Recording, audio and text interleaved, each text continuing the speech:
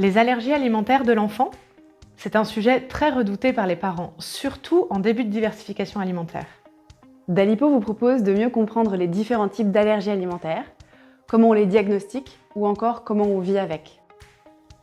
Pour ça, on est allé poser la question au docteur Benoît, pédiatre allergologue à l'hôpital Ambroise Paré à Boulogne. Une allergie alimentaire, c'est une réaction immunologique anormale du corps dirigée contre une protéine alimentaire, animale ou végétale, qu'on appelle l'allergène. Alors bien sûr, tout ce qui arrive à un enfant pendant ou après un repas n'est pas forcément expliqué par une allergie. D'autres causes peuvent mimer les mêmes signes. Par exemple, une urticaire liée à un virus, une gastroentérite, une intoxication alimentaire. Certains aliments peuvent causer des rougeurs transitoires, souvent au niveau du visage, simplement parce qu'ils contiennent de l'histamine. C'est le cas des tomates, des aubergines, des fraises. Le médecin est là pour faire le tri et trouver le bon diagnostic. Revenons à l'allergie alimentaire. Il en existe plusieurs formes que l'on distingue en fonction de deux éléments, le délai d'apparition et la nature des symptômes qui suivent l'exposition à l'aliment. L'allergie IgE est la forme d'allergie qui vient en premier à l'esprit de chacun quand on pense à une réaction immédiate à un aliment. L'enfant allergique a en lui des anticorps, appelés IgE, pour immunoglobuline E, qui vont reconnaître une protéine allergène comme indésirable. Par exemple, une protéine d'œuf, une protéine d'arachide, etc. La réaction survient le plus souvent quelques minutes après avoir ingéré un aliment contenant la protéine allergène. Cela peut arriver aussi après un contact sur la peau ou après l'inhalation de l'allergène, même si c'est plus rare.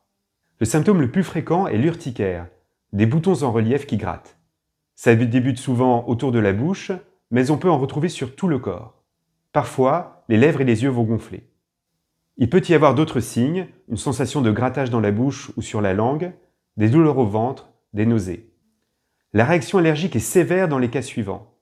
En cas de difficulté à respirer, avec une toux ou des sifflements, comme de l'asthme. En cas de modification de la voix, avec une gêne pour inspirer, le fameux œdème de Quincke, qui est un gonflement interne des voies respiratoires, au final très très rare. Ou encore si l'enfant vomit ou a très mal au ventre, ou s'il fait un malaise, qu'il perd connaissance. C'est une anaphylaxie, et le traitement d'urgence est l'adrénaline en injection dans le muscle de la cuisse. Tous les aliments peuvent être impliqués dans les allergies IgE. Chez l'enfant, les plus fréquents sont le lait de vache, l'œuf, le poisson et les fruits de mer, crustacés, mollusques, l'arachide et enfin les fruits à coque, comme la noisette et la noix de cajou. Le médecin établira le diagnostic grâce au récit des parents, complété par deux types de bilans. Des tests cutanés, on fait des petits pics sur la peau avec un peu d'allergène, une prise de sang pour doser les anticorps IgE impliqués dans l'allergie. L'allergie retardée. L'allergie retardée est surtout suspectée dans les premiers mois de vie. Les aliments concernés sont principalement le lait de vache et parfois l'œuf, le blé. Les manifestations évocatrices sont très variées et ne sont pas particulièrement spécifiques d'une allergie. Cela peut être une diarrhée traînante, des filets de sang dans les selles, un eczéma sévère malgré un traitement par dermocorticoïdes, une mauvaise prise de poids, des régurgitations intenses, des pleurs ou des troubles du sommeil inexpliqués. Autre difficulté, les tests cutanés ou la prise de sang ne sont pas adéquats dans ce type d'allergie, ni aucun bilan d'ailleurs. C'est l'épreuve d'exclusion suivie d'une réintroduction, hors cas sévère, qui va orienter le diagnostic. On exclut l'aliment suspect d'allergie pendant 2 à 4 semaines. Si on observe une amélioration des symptômes sous ce régime d'exclusion, il y a deux possibilités. Soit c'est bien l'éviction de l'aliment qui a contribué à résoudre le problème, soit c'est un concours de circonstances. C'est pour ça qu'il faut ensuite faire une réintroduction de l'aliment pour conforter le diagnostic. Si les symptômes reviennent lors de la réintroduction, alors le diagnostic d'allergie est fortement probable. Cette étape de réintroduction n'est pas facile à réaliser pour les parents, ni à proposer par le médecin, il faut l'avouer, vu que l'enfant semble aller mieux après l'exclusion de l'aliment suspect. Pour autant, elle est essentielle pour éviter un surdiagnostic et un régime prolongé inutile. SEIPA, c'est un acronyme qui signifie syndrome d'entérocolite induite par les protéines alimentaires.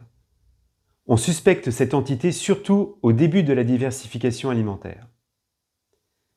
Les aliments impliqués sont à la fois les allergènes communs comme le lait de vache, l'œuf ou le poisson, mais aussi d'autres plus particuliers comme la patate douce, le poulet, le riz ou certains légumes.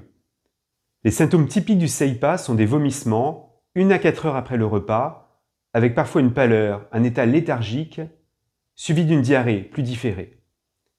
Il n'y a pas de signes cutanés ou respiratoires comme dans l'allergie IgE.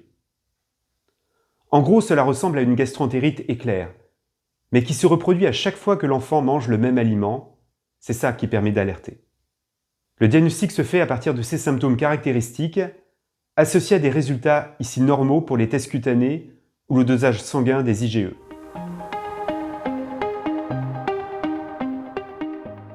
Même si cela peut paraître souvent contraignant et stressant, la vie d'un enfant avec une allergie alimentaire doit être la plus normale possible. Il y a 2 grands objectifs pour les familles. Le premier, c'est d'éviter une ingestion imprévue due ou des allergènes concernés. Et le deuxième, c'est de savoir réagir en cas d'accident. Le meilleur moyen de prévenir une réaction est bien entendu d'éviter l'exposition à l'aliment auquel l'enfant est allergique. Les familles sont formées à lire les étiquetages des produits préemballés. Grâce à la réglementation INCO, Information consommateur, 14 allergènes sont toujours déclarés lorsqu'ils entrent dans la composition d'un produit. Le lait, l'œuf, les céréales contenant du gluten, dont le blé, le poisson, les crustacés, les mollusques, l'arachide, le soja, le lupin, les fruits à coque, le céleri, la moutarde, le sésame et enfin les sulfites. Ces 14 allergènes sont aussi tenus à disposition dans les menus des restaurants.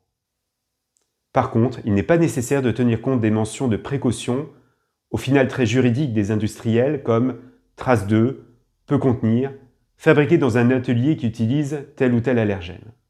Malgré toute l'attention possible, un accident peut toujours arriver. C'est pour ça que les adultes référents et l'enfant, dès que son âge le permet, doivent savoir reconnaître les signes d'allergie et les prendre en charge. Dans l'allergie IgE, par exemple, une trousse d'urgence suit l'enfant dans ses déplacements. Elle comporte les médicaments nécessaires en cas de réaction allergique, un antihistaminique sous forme de sirop ou de comprimé, et parfois un stylo auto-injectable d'adrénaline et les traitements d'une crise d'asthme. La conduite thérapeutique est synthétisée dans un document écrit, le plan d'action. Et pour le second lieu de vie des enfants, la crèche, l'école, un dossier spécial appelé PAI, ou Projet d'accueil individualisé, regroupe toutes les informations importantes pour l'enfant allergique. La liste des aliments interdits et les mesures d'éviction, régime alimentaire, mais aussi interdiction d'activité manuelle avec l'allergène, le plan d'action écrit, ainsi que l'ordonnance pour les médicaments de la trousse d'urgence. Selon les cas, l'enfant mangera à la cantine le même menu que ses camarades, sous réserve de l'absence de l'allergène incriminé, ou un plateau industriel garanti sans allergène, ou bien un panier repas préparé par la famille. Ça dépend de l'allergène et de la complexité de mettre en œuvre son éviction, de l'histoire allergologique de l'enfant et des possibilités d'encadrement en collectivité. L'évolution d'une allergie est variable en fonction de l'allergène et de l'enfant. Certaines allergies disparaissent le plus souvent, c'est le cas de l'allergie aux protéines du lait de vache ou à l'œuf. Pour d'autres, c'est plus compliqué, avec une guérison dans seulement 1 cas sur 5. C'est le cas de l'allergie à l'arachide, aux fruits à coque ou aux poissons. Comment savoir si l'enfant a guéri? Pour l'allergie IgE, c'est l'évolution des résultats des tests cutanés ou des prises de sang qui va guider le médecin. Si les feux semblent au vert, une tentative de réintroduction sera programmée à l'hôpital pour être en conditions sécuritaires. C'est le test de provocation par voie orale, TPO pour les médecins. Parfois, lorsque la guérison traîne ou n'est que partielle, un protocole de désensibilisation peut être initié. On appelle cela l'immunothérapie orale. Cela ne concerne qu'un nombre restreint d'aliments, principalement le lait de vache et l'œuf, et nécessite un suivi spécialisé allergologique. Régulièrement, le médecin s'attachera à évaluer la qualité de vie de l'enfant, notamment en cas d'allergie alimentaire multiple et ou persistante. Écouter et apaiser les possibles angoisses reliées à l'alimentation et aux activités sociales est essentiel. Enfin, pendant le suivi, le médecin surveillera l'apparition d'autres maladies atopiques. Ce sont des maladies qui sont plus fréquemment rencontrées chez les enfants allergiques, comme l'eczéma, l'asthme et la rhinoconjonctivite allergique. C'est le ressenti d'un grand nombre de médecins, mais on ne peut avoir que des estimations de données chiffrées sur la fréquence des allergies alimentaires. En France, la cohorte ELF, qui suit 15 000 enfants recrutés en population générale, a estimé autour de 6% les enfants de moins de 5 ans et demi qui ont au moins une allergie alimentaire. Elle s'est basée sur des retours de questionnaires et non pas sur des résultats d'investigation médicale, ce qui pourrait expliquer en partie une surestimation. Tous les enfants peuvent développer à un moment de leur vie, et le plus souvent dès les premières années de vie, une ou plusieurs allergies alimentaires. Ce risque est plus important en cas d'antécédents familiaux d'atopie chez les parents ou la fratrie, c'est-à-dire eczéma, allergie alimentaire, asthme et rhinite allergique. Mais aussi si l'enfant a lui-même un eczéma précoce et sévère. Différentes études ont conduit progressivement les médecins à actualiser leurs préconisations. Une exposition digestive, précoce et régulière aux allergènes, semblerait favoriser l'acquisition de la tolérance, même chez les enfants les plus à risque.